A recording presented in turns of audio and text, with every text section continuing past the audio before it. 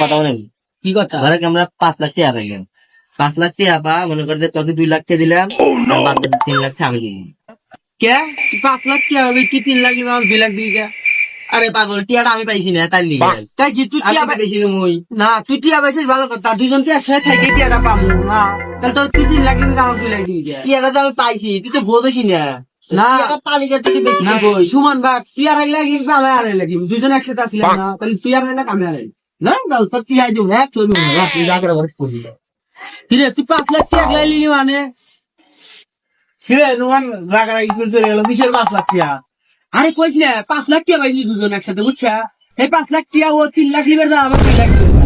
কিসের লেগেল? দুজন আসলে দুজন সমান সমান ভাগ হবে, 2.5 লাখ আমি, ও 2.5 লাখ। ও আমাকে 2 লাখ দিও, 3 লাখ লিবার দেবে, সে আমার 1 টাকা দিবে। ও তোর 5 লাখ টাকা গো। এবার দৌড় ছিলাম, পামু, পাই নাই আমি।